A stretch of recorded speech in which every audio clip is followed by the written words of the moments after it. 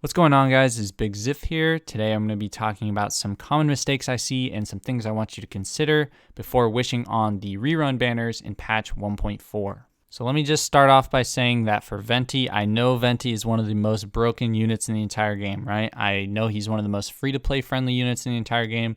I understand that because I've played him for so long, but the point of this video is mainly just going to be pointing out some things that I think you should think more critically about. So one of the worst issues in Genshin Impact right now is that every 2 to 3 weeks before each banner comes out, the entire community hypes up these new units to the point where everyone who didn't want that unit initially gets the fear of missing out, FOMO, and decides to spend all their primos on them. And sometimes they don't end up being very happy with that. And I will say that I, as a small content creator, even am part of this problem because I try to make guides and tips for these new characters that come out. But I want you guys to think on your own, right? That's the main point I'm making this video for, is don't just wish on these banners because a YouTube comment told you to, or don't do it because, 5,000 people liked a video that said they were going to wish on it, right?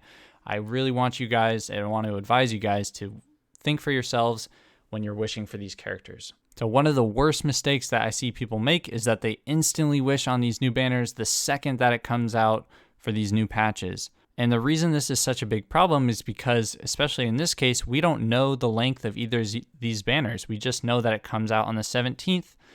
And if they're 2-week banners, then there's probably going to be another rerun or even a new character after the Childe banner ends. And if there are 3 weeks on the banner, then we know that there isn't going to be a third character after them. But still, I just want to remind you guys of what just happened in 1.3. We had Xiao and Keqing banner.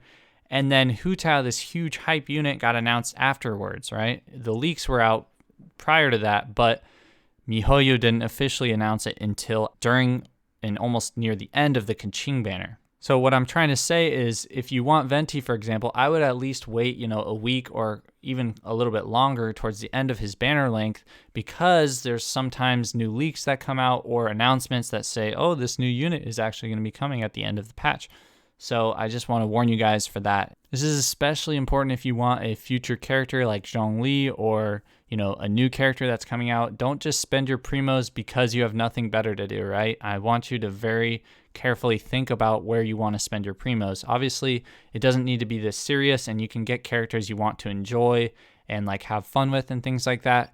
But still, I feel like the mentality of the community right now is just oh, this unit goes burr, this unit goes burr, I have to get them on my team, blah, blah, blah. It's dude, each person is going to have different characters. They're going to have different weapons. They're going to have different amounts of primos. They're going to be free to play or whale or light spender. All these different factors come into play when deciding to summon for a character. You don't just summon for a character because 10,000 other people are doing it, right?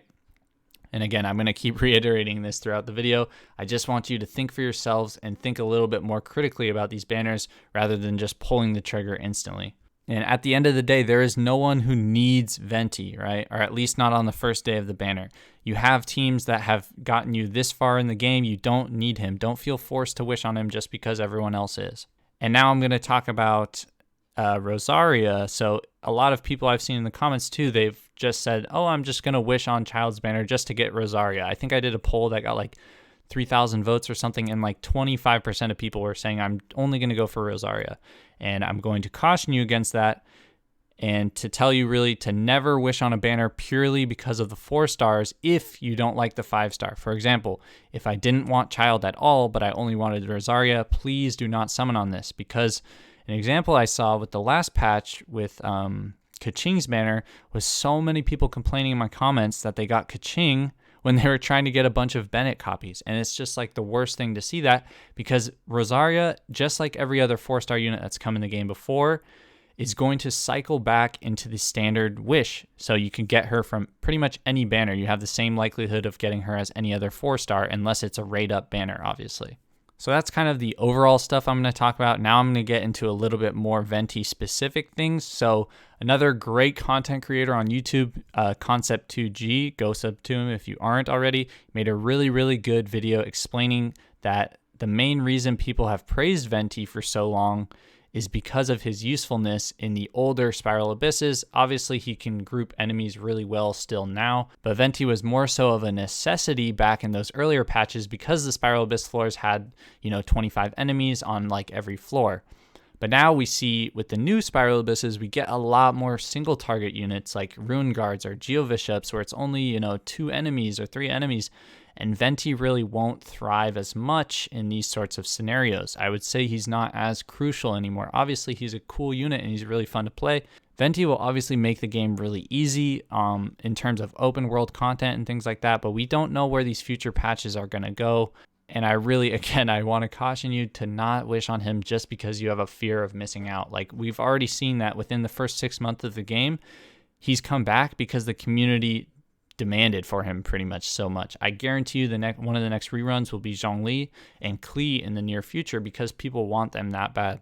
On top of this, we have new units that come out like Ganyu or Xiao or Hu Tao that have begun to power creep a lot of these older 5 stars like Venti or Childe, for example, or Diluc even.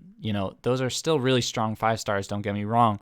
But I think, we're starting to see this shift in the game where it's starting to go towards these massively powerful DPSs where these other 5 stars kind of get left back in the dust a little bit. And I really just want you to think about the playstyles of some of these characters. Do the trial stage when they come out. Please, please, please do the trial stage. Do not just wish on them instantly. Think about the playstyles they have. Think about the elemental reactions they do, like Vaporize for Childe or Swirl and Elemental Mastery for Venti. Think about the weapons and the gear you already have ready for them. Think about how many Primo Gems you have for them. Again, you don't need to take it as seriously as I'm kind of making it sound, but I'm just trying to evoke these thoughts in your head so that you don't just instantly be like, oh, Venti goes brrr, and I waste all my 10,000 Primo Gems on him. And then a Zhongli banner comes out when I actually wanted Zhongli more than Venti. You see what I'm saying here? And again, I'm not trying to make anyone paranoid or tell you what to do. I just think that once I personally started thinking for myself a little bit more in this game in terms of what I wanted and I needed for my teams, it became a lot easier for me to save Primo Gems and resources. And I'm just going to start wrapping up the video now because I know it's getting a little bit longer than what I want it to be. But in summary, it might be worth it just to wait a little bit into 1.4 to see if new leaks come out or new information about a third character, or just to guarantee that it's just going to be these 2 characters, period, right? Again, like I said earlier, do not wish on the banner only for the 4 stars if you don't want the 5 star. If you're prepared, it's the same thing as the weapon banners, right? If you're prepared to get the other weapon or the other character in this case, then by all means, go for it. Another thing you might want to consider as well is if you're on the 50-50 versus, 100% guaranteed limited banner unit. And the final thing is if you know that there are characters that you want even more in the future, like Zhongli or Klee, for example, then I think, in my opinion, it's the best thing to just wait and save for one of these units that you actually want. Or if you want, one of the new Dendro characters, but you don't know when they come out, I really would suggest waiting a little bit longer. We know that 1.4 content-wise is going to be pretty filler. I'm sure some of the minigames are going to be really fun, but I have a feeling it's going to end up being a little bit similar to 1.3, where we get a little bit tired of some of the content. So just, again, don't feel pressured to summon because you see everyone else is summoning for a unit. Think about your account as this completely separate thing where you manage it. You don't let someone else manage it for you, right? But yeah, that's going to be pretty much it for the video. I hope you guys enjoyed. I hope it wasn't too aggressive to anyone and, negative or whatever. If you enjoyed, please leave a like and subscribe to the channel. And other than that, I'll catch you guys in the next video. Peace.